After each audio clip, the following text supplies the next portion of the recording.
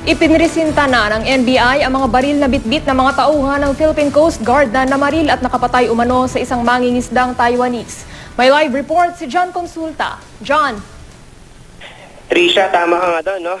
Iniharap na nitong si NBI Director Donatus Rojas itong mga armas na nakuha mula sa mga tauhan ng Philippine Coast Guard na di umano'y kasama doon sa nangyaring insidente kung saan isang Taiwanese national na mangingisda nga ang namatay. Sa kanyang press conference kanina, no, 8 M16, 6 na M14 at isang caliber 30 machine gun na nakalagay sa Philippine vessel ng Coast Guard ang siyang iniharap sa media.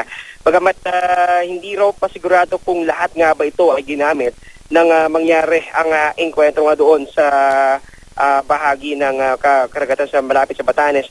Pero sa kanyang pahayag, Trisha, ay sasailalim pa raw ang mga ito sa ballistic examination at forensic examination para matukoy kung alin sa mga armas na ito ang siyang nagamit. Sa mga sandaling ito, Trisha, ay patuloy rin daw ang kanilang pagkuha ng mga sworn statement ng mga tauhan ng Philippine Coast Guard na hanggang sa ngayon ay nandito pa rin nga sa tanggapan ng NBI-NCR.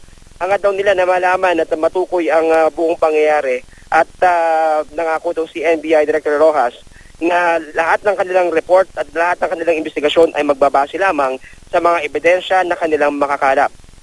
Samantala, Trisha, sinabi ng NBI na handa na nga sila magpadala ng isang team para sa pagkuha pa ng karagdagang ebidensya sa Taiwan.